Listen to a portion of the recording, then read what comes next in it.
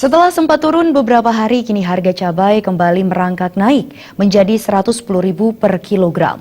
Akibat harga cabai yang tidak turun, masyarakat pun banyak beralih ke cabai kering dengan harga yang lebih murah.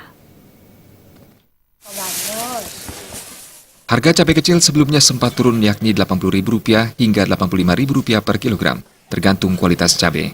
Namun hari ini harga cabai kembali naik menjadi Rp100.000 hingga Rp110.000 per kilogramnya. Salah seorang pedagang bumbu, Murci, mengatakan, dengan harga yang tidak menentu ini, ia pun memisahkan cabai berdasarkan kualitas.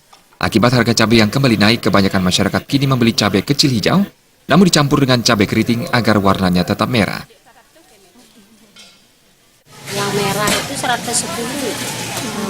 Yang ini kan agak ada putihnya. Ketok 45. Dari segi rasa yang putih gimana? Kalau yang tua sama aja, yang putih dicampur sama yang keriting. Oh, itu Ya, supaya merah ya begini.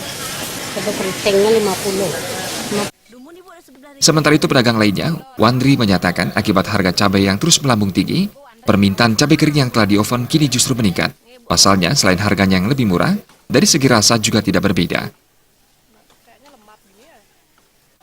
Mereka beralih nggak ke cabai kering, Bu? Dia beralih juga.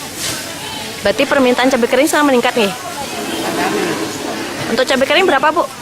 Kilo 80. Cabai besarnya yang kering? 60.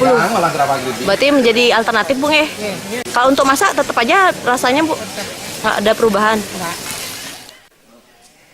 Sejak akhir tahun lalu harga cabai sudah melambung tinggi. Meski sempat turun, namun penurunannya pun tidak signifikan.